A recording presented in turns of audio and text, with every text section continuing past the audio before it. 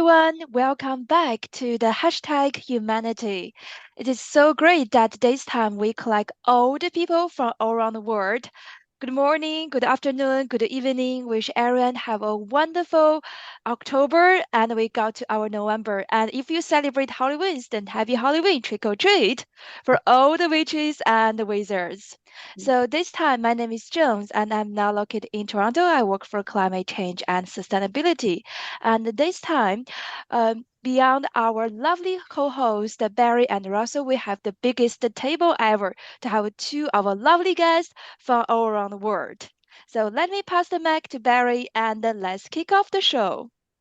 Actually, I'm going to throw it to Russell first, and yeah. But that was a fabulous start off. Oh my Can't God! follow that, Barry. No, That's easy to follow. mm, Friends, welcome to Hashtag Humanity. My name is Russell Zahtab. I am based here in Madrid, Spain, and I work in the empowerment of women and girls. And Barry, it's your turn. well, my name is Barry Lewis Green. Lewis sounds pretentious in the middle, but it's my granddad's name, so I own it. I'm the Unity guy with Epic Engage, aka Tug, and my work is increasingly about this type of stuff that we're doing here, having conversations and seeing how we can find the unity and the wisdom amongst us. And we are excited. This has been one we've been planning for a few months now. We've got two wonderful guests, returning guests, I should suggest. There's a rhyme in there, I think. But we've got Didan Ashanta. Did I get pronunciation right, Didan? Yes? Yes, you did. Okay, cool. Welcome back. Looking forward to having a conversation with you, and we'll get you to introduce yourselves and do justice to that. And we got Suzanne Murdock, who's a returning, almost kind of getting to that stage, a recurring guest. So Suzanne's based out of Newry, Ireland. Correct, yeah. Fabulous. Northern Ireland, right on the border between the north and south, originally from London.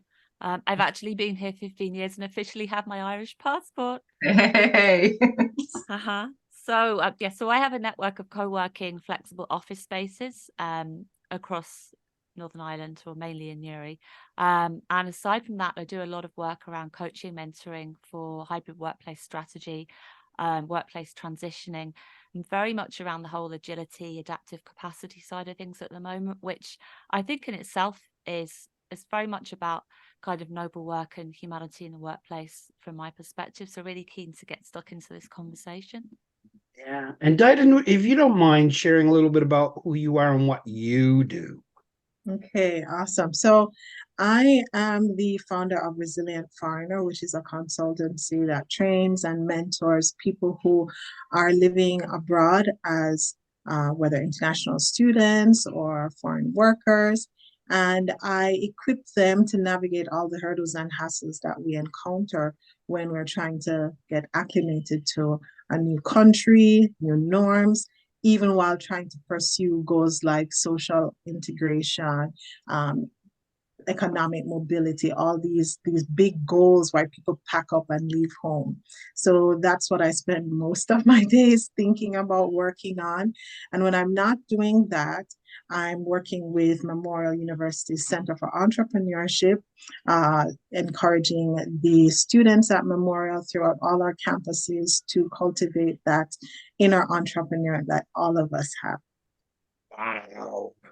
You know what impresses me so much about both of you, and to a large extent, all of us, I guess, but growing up for me, the term was a going concern, and a going concern was somebody who was kind of involved in a bunch of things, doing a bunch of great stuff, and it was not a concern; it was a going concern, you know.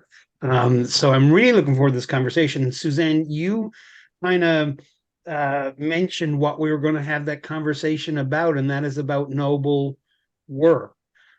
Several shows back, it came up somehow, and we decided, why don't we have a conversation on what noble work looks like? So for people watching, we're going to do this in 3 stages. And we're going to go round table on each of the stages, keeping them about 10 minutes or so, thereabouts.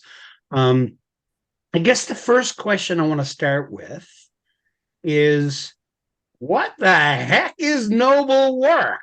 Like, what are we? Somebody's watching and say, "What are you talking about? I just want a job, Mike." That's how we'd say it in Newfoundland. So, what would be each of your perspectives on what we might even mean by noble work? And I'm willing to open the floor, or I hate pointing at people. That's not nice. I'll go. But yeah, who would like to weigh in on that? I'll go. So I think for me, the whole work around nobleness started off with Russell and the course that she very kindly invited me onto, embracing us as noble individuals, not necessarily within the workplace, but just within ourselves in everyday life, I guess, encompassing the whole holistic 24/7 aspects. And I've very much taken that into my workplace ever since. Russell, was that a couple of years ago, maybe? Probably Yeah. was coming up that long.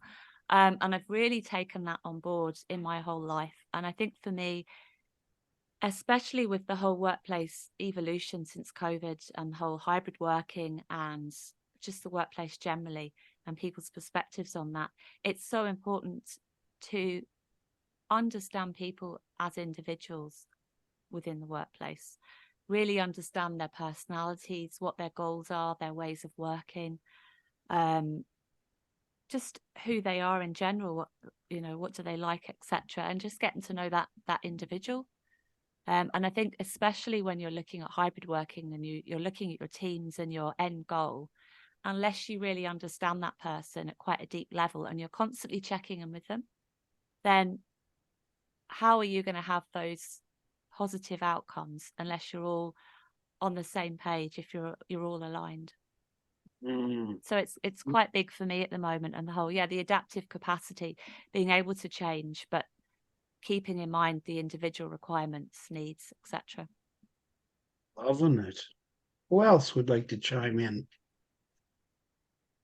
Well, I'll hop on because I I deal with a lot of people who have completely transformed their sense of work, because many of them, when they pick up and leave home, the accolades, competencies, and experiences that they had built up in their home countries don't necessarily pack themselves into the suitcases when they move abroad.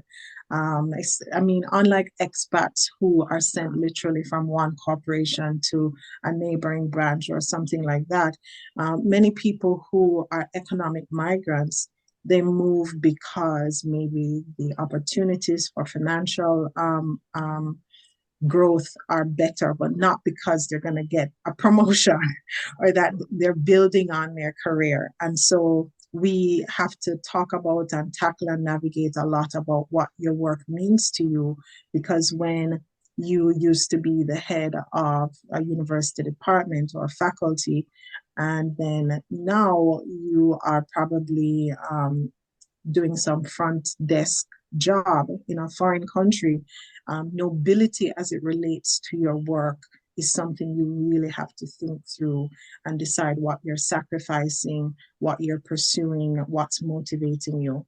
And so as I think about something being noble work, and just looking at the whole definition of something being noble, I want to hold on to the words moral, excellent, and authentic. And the reason I say moral, because a lot of people make great money, make big impact, but it's not necessarily something that their descendants will be proud of.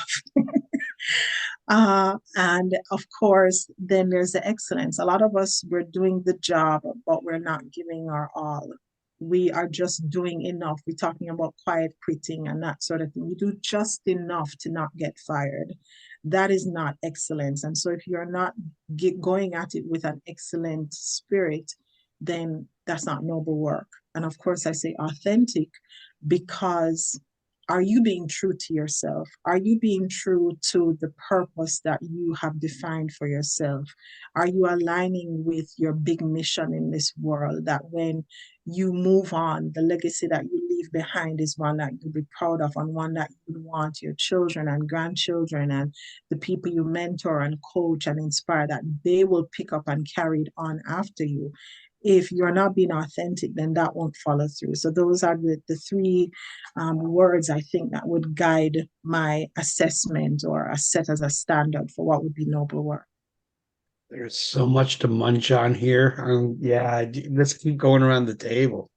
These ladies are making it so hard, Barry, to actually, present a different or a redefined version of what noble work looks like. Because for myself, yes, Suzanne and I were in a space together where we were all anchored in the concept of nobility as the key, which will allow us to become empowered females. And it's not something that is gifted to us by any human being. Rather, it is because it's innate.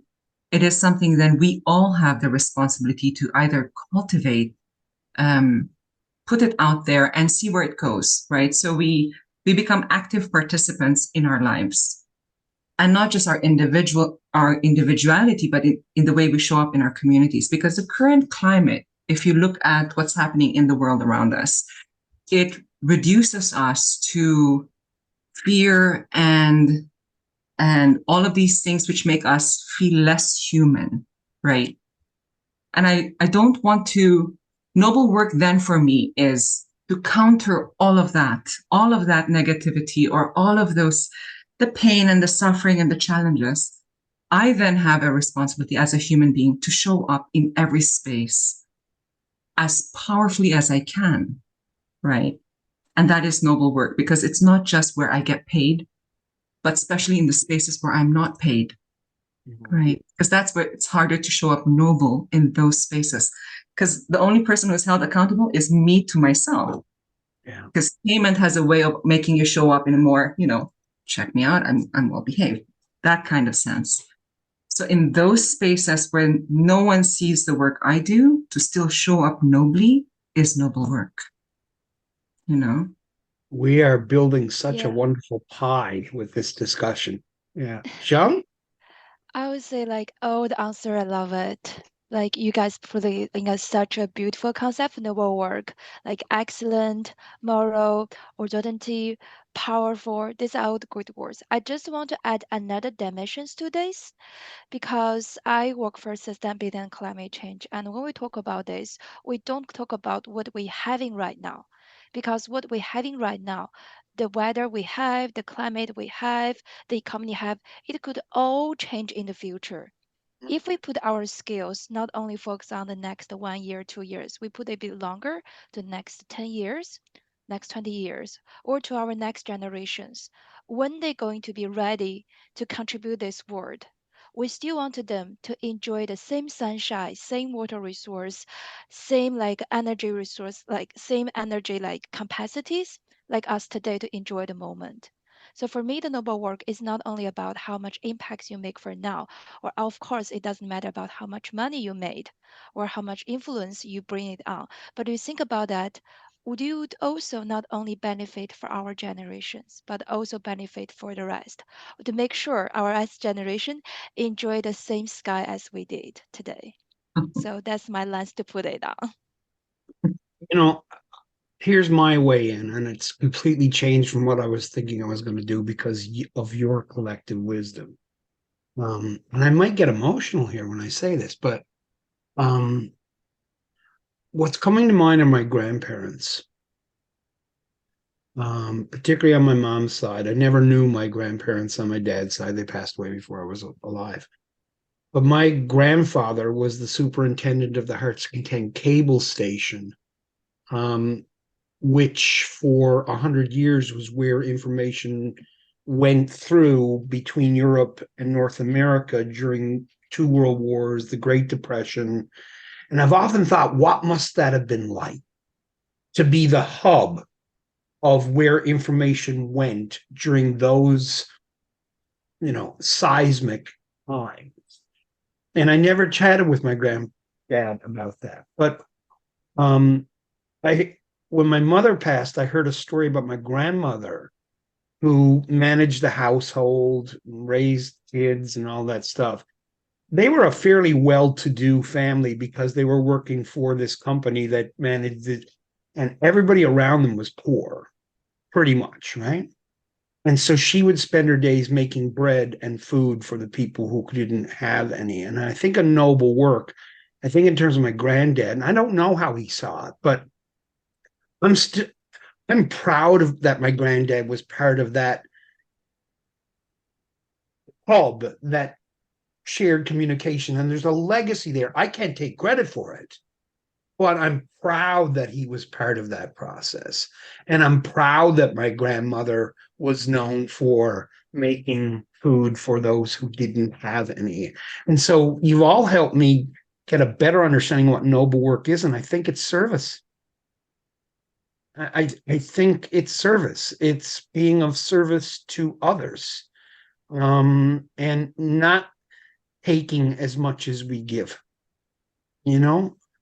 Self-care is important, but I think noble work for me is this notion of how can I contribute? How can I make the situation better, whatever that situation is? So I thank you for that. And now we're going to go to the second round. And I think we've all kind of touched on this, so this round might be a little quicker, but I don't know. Why is noble work even important? Like, why should we even have this conversation? Oh, it's like, come on, and you're just pie in the sky, utopian stuff. Get real. Like, what is the importance of noble work? So again, we'll go around the table, no particular order. Who would like to weigh in on that? I'm gonna jump in because I heard you mention your grandma and her noble work. And I've grown up in an era and hopping continents. I've been exposed to how a particular kind of work, which is called unpaid care work, is not considered noble. And that's why it means unpaid, unless the beneficiaries of this work are not related to you. And so, for those who aren't familiar with this term, unpaid care work is often aligned with one gender. It involves childcare, elder care, and the general home and family management, whether this is housekeeping, meal management, managing transportation, calendars, school schedules, homework, that sort of thing. And the reason that kind of work and it being considered noble and treated with nobility is important is because it's what makes the world go round. It's what allowed a man who had an important supervisory job that managed this great communication between two continents to be able to focus on his job, to be healthy and fit, and to be well rested, to look crisp and clean when he steps out to go do his job, to ensure that the income he generated was properly budgeted and managed, that his legacy could live on, that his name didn't die after he had left this earth, but that today in 2023, we would still hear of the impact he had back then. It is that noble work of the unpaid caregiver and home manager that is the foundation to all forms of noble work that all of us are able to do. Here. I love how Didan gave all of the wonderful job titles to a lot of the work women do, right? It is because that's what it is. That is truly what it is. Women are not often, or there are men as well, who are not being recognized for the noble work that they do. And it's embarrassing. The state of the world we're in right now, or the maturity level we're at, we have to acknowledge. We're at the state where we have to acknowledge, but we don't, right? Yeah. But to answer your question, so thank you, Didan, first. That's the one thing I wanted to say. But to answer your question, why go back, right? Why should there be any focus on noble work? I think of my 10-year-old kid who sees the world through a very clear lens, right? She says, that is not right. Someone does something and she says, that's not right. And I look at that same thing that she's looking at, and I can justify in my head why that wrong thing could be possibly a little bit right. And that is where the issue is. My lens is tainted. So to return back to the place where, because if nobility is innate, then children have it and they're fearless in their approach to it. I want to get back to that fearless process so I can address the issues now, you know? So the interesting thing is all of the spaces I'm in, I learn quite a bit, but this 10-year-old teaches me the most, right? Wow. That's why the return. Yeah. Who else would Powerful like? stuff. No, I don't love you? it. Yeah. Who else would like to jump in on this deep end of the pool? So I'm with Russell there, and I think I heard this sentence yesterday that stuck in my mind, is that transformations happen in between moments. And we live in this VUCA, this really volatile world at the moment, where a lot of people don't have that safe space to talk or to be listened to. And I think for me to be noble, and Russell, this keeps coming back to your nobility course, but it's about that, giving people that space to feel vulnerable, the safe space to be curious, to reflect on different issues and really realize their strengths and be able to use that, because a lot of people don't even see what their strengths are. They can't recognize that. No one tells them. No one's there to give them that time, especially children, like Russell was saying. They can't, they live in this world where, you know, you have to complete X, Y, Z, do it in this way, don't think outside the box. And they don't appreciate those talents that they've got. And it takes someone's time to sit back and explain that to them, and how they can touch other people and the strengths that they can draw on. And again, coming back to that whole individual thing within your team, coming back to the whole workplace, is if people are giving you that safe space, that time, allowing you to recognize what you're good at, and then you can put that into action. Imagine the powerful teams and the complementary skill sets that you could have and you could draw on, and take that to the next generation. And then you've got the whole reverse mentoring, and the whole workplace then almost has like a succession plan. You can pass that on and share it. This is Very pungent for grateful. me. I'm loving this. John? I would say like I love the words like when Russell you shared about that the children they have the sharp eye, they have the innocence, they don't got we say like polluted by all the outside the consumptions, the like the assumptions we make these days. They just look like to what is the original, what is the word look like. I also love the Susanna the word you said about let's create them a place, so make sure that they can still take off this external impacts on them and still look it into the original way. For me, like to make them to look into still with their original, I feel is more about connection. How we could make them connect with the outside world. For me, the noble work is means like building connections more based on the real, the emotionals, exchanging with each other, the energy, the passionate, the things we exchange from each other, not even through something like kind of like tax driving, deliver driving, or even visit more like the money driving. It's about we created this place so people could share the things they really want to do, and then they take the motions, the passions from each other's. How do you think about it, Barry? Wow.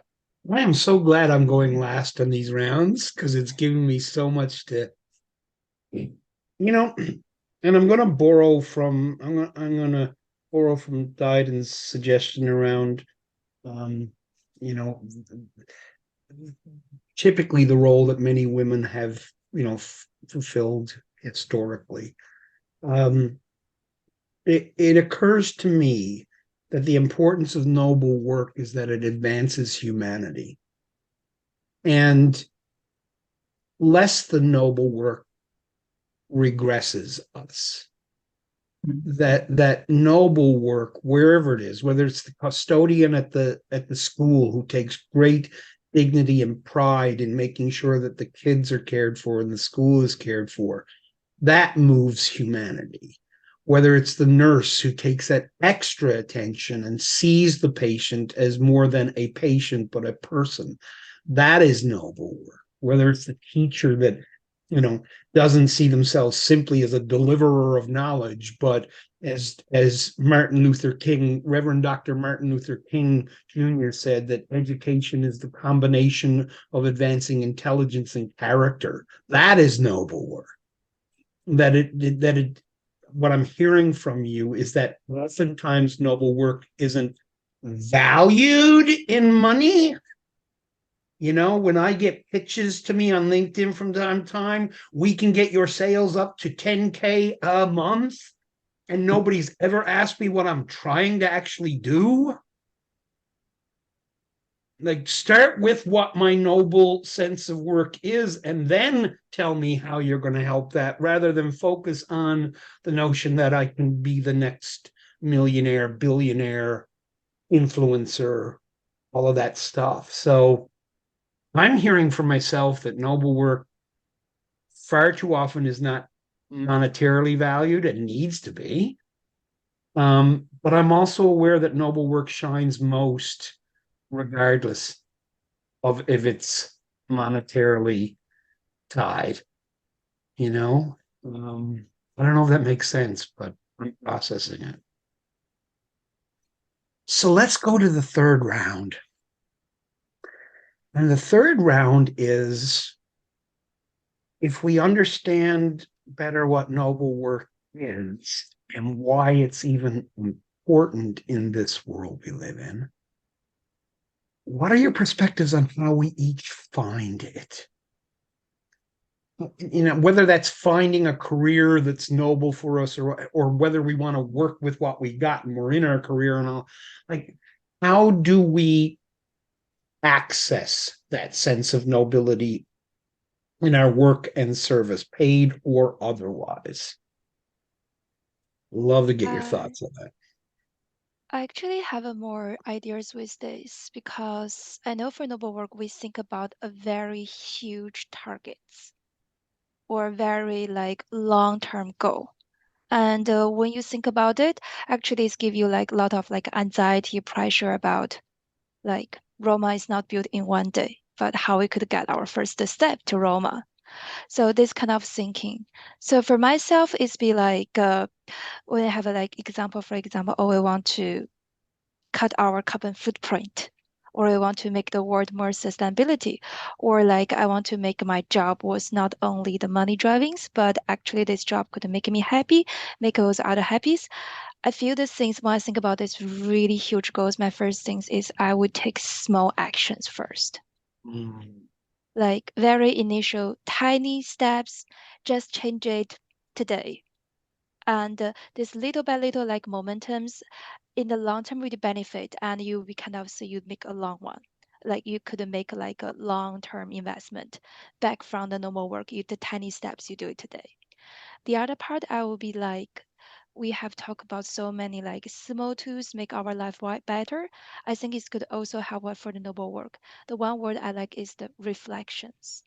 It's not something that, oh, I need to go in that way right now. It's more about you stay here, you hold a breath, you see these reflections from yourself. You think about what the work I did.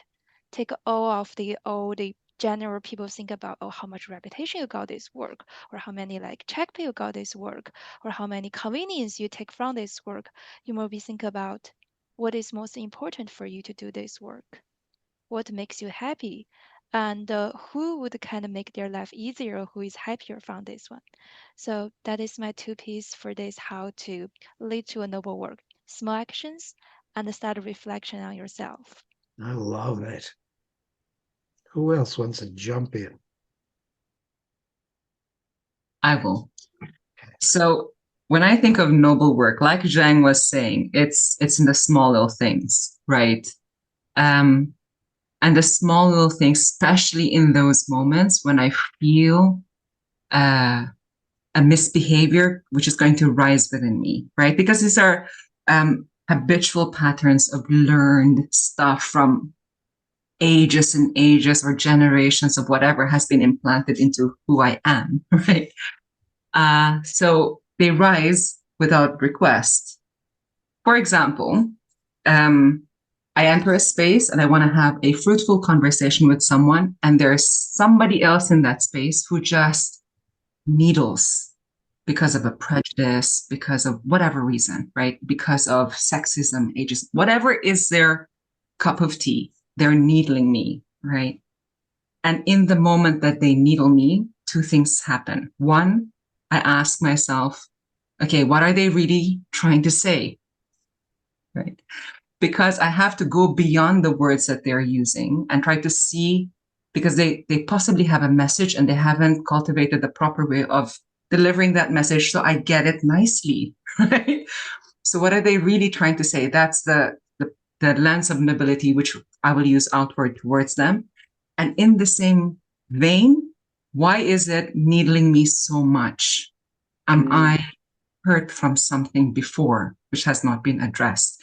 Perhaps I have to be a little kind and patient, maybe forgiving, or whatever it is. I have to pull something else from within to counter that negativity which is rising within. So I think there are lots of small moments where I get the chance to apply some kind of noble work, right?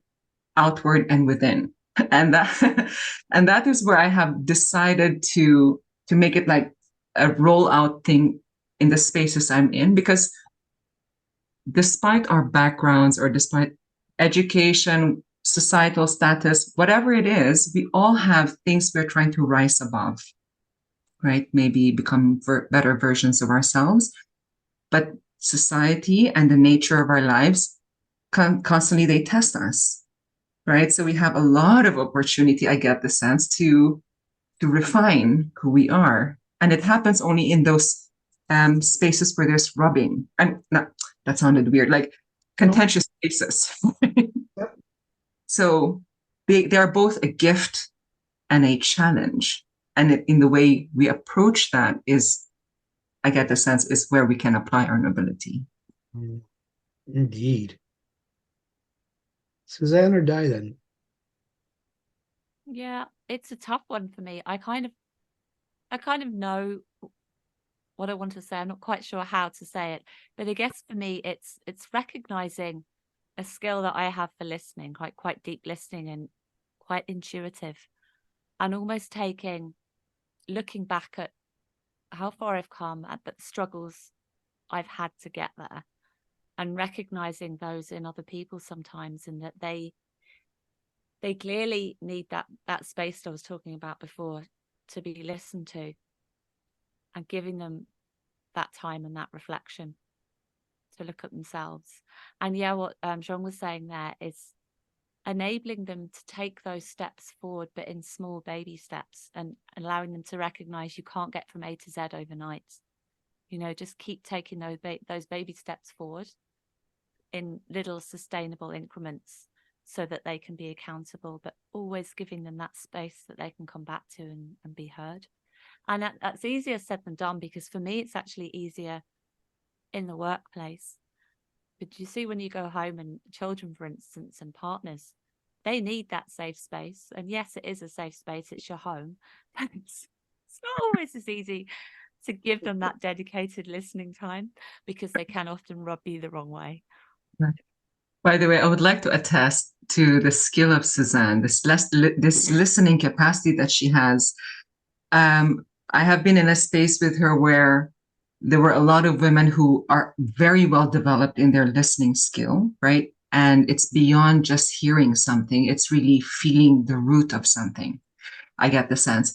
And after our conversation and everybody is sharing, Suzanne said, wait a minute. And then she shared something, and the rest of us sat back. We're like, yes, that is it. But no one picked up on that until she said, right? So this capacity is so well developed in you, my friend. I don't know if you did it. You got to but it's little baby steps, and I wouldn't have even recognized it in myself before. Yeah, it's awesome. It's awesome when you share space with Suzanne to be able to, for her to listen to you. Oh my God. Yeah. Wow. Didan?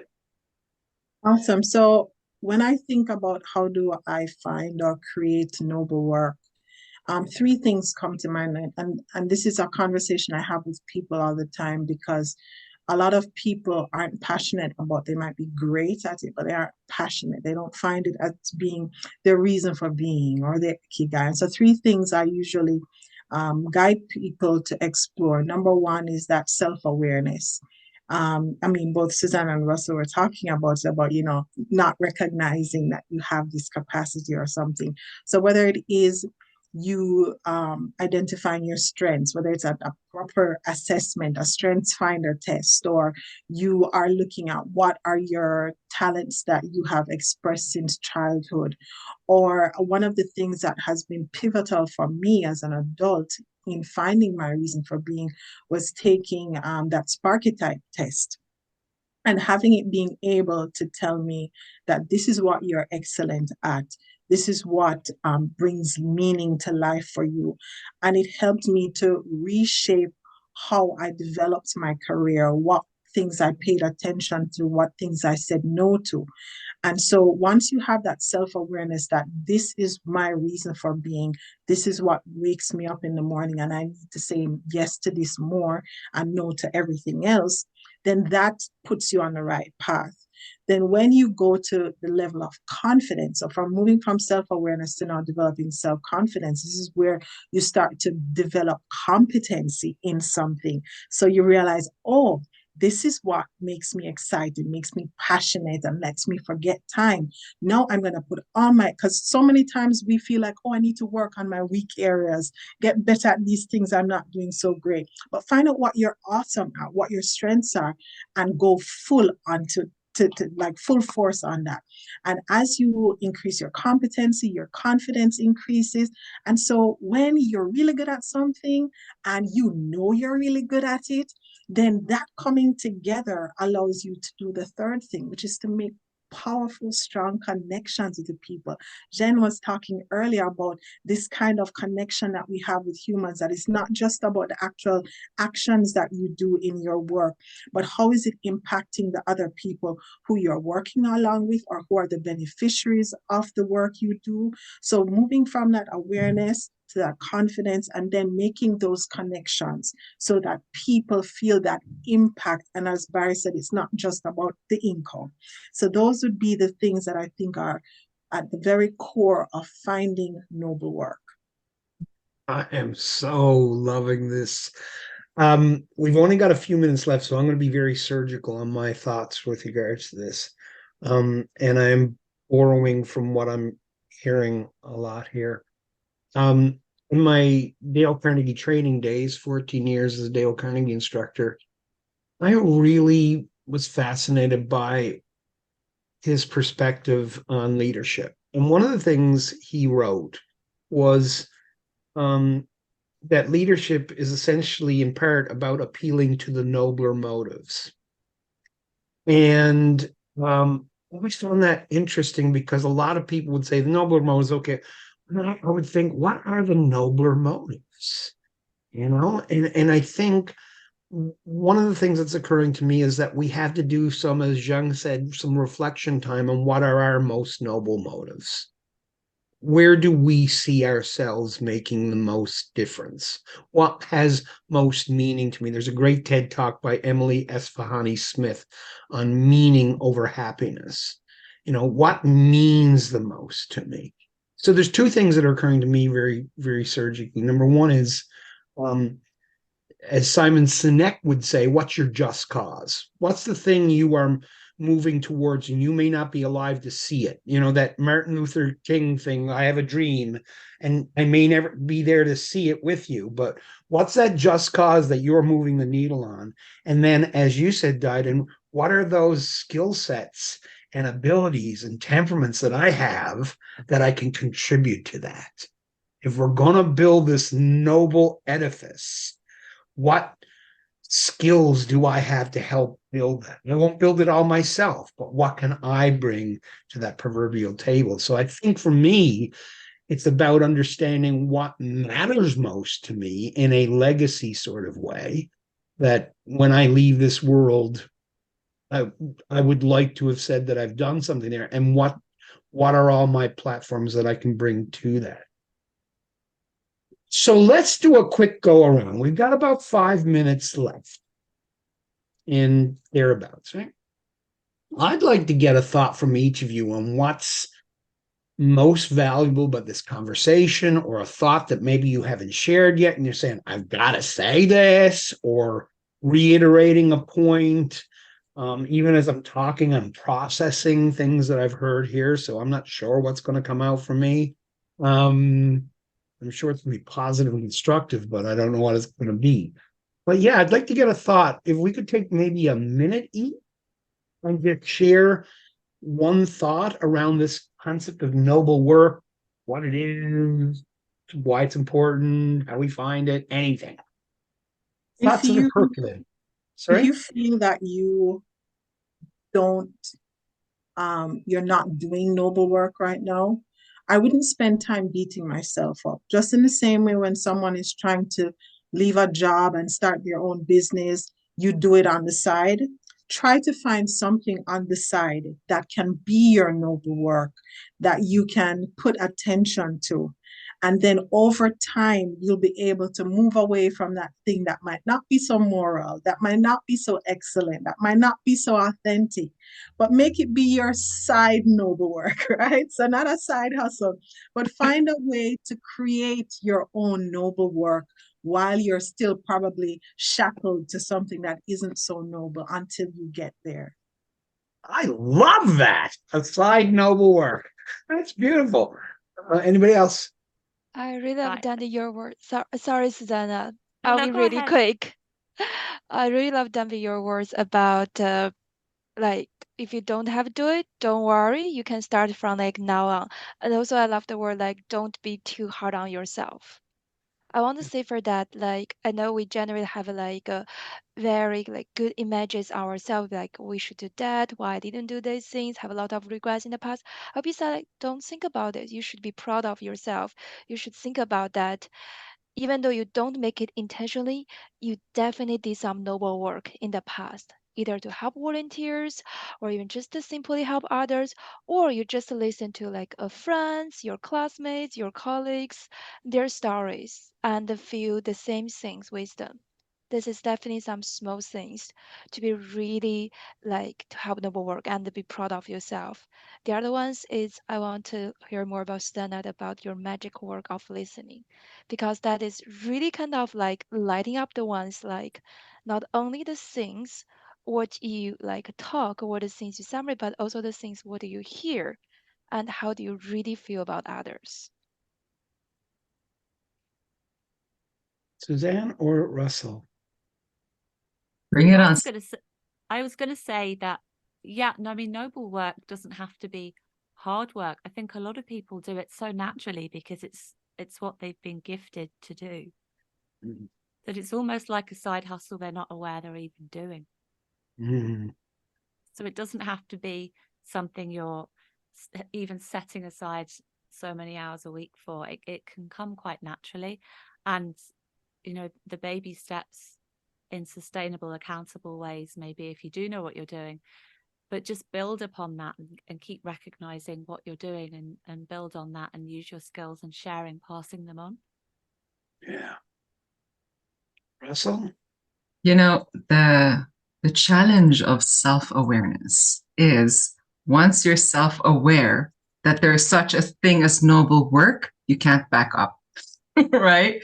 So you gotta like move forward and do something about it. So I know that idea of side hustling is until we get rid of whatever is not noble and then show up more noble. But I wanted to bring us to the space where Zheng, she gave this very good example about how we have to approach the present into the future, right? Where this world is not just ours. So the person who plants the tree, who puts the seed into the ground, hoping it will become the tree, is not the person who benefits from it, right? And for me, that is the whole idea of noble work, that I am not the freaking center of the universe, although sometimes in my dreams I am, but I'm not, right? But every single thing is a contribution for something else. that if I benefit, wonderful, but usually, you don't even see the fruits of this in your own life. So that is noble work for me also. Yeah. So thank you for reminding me, Zheng, of that whole tree thing. And Suzanne knows this. I usually use the analogy of the tree in so many different things, but it's true though. Yeah. I love the energy of the tree. That's a perfect one. Love it. So we've got about 2 minutes, and I'm going to be very succinct in my thought. I'll take 1 minute for that, and then we're going to do our eyes piece, all that kind of stuff. First of all, I'm reminded of one of my favorite sacred scriptures says, "The betterment of the world can be accomplished through pure and goodly deeds, through commendable and seemly conduct." And to me, that's the simplest formula, I think, for noble work. Pure and goodly deeds, commendable and seemly conduct. And the memory that comes back to my mind is about 25 years ago working for a private college, and the receptionist at the front desk, she was a mature woman.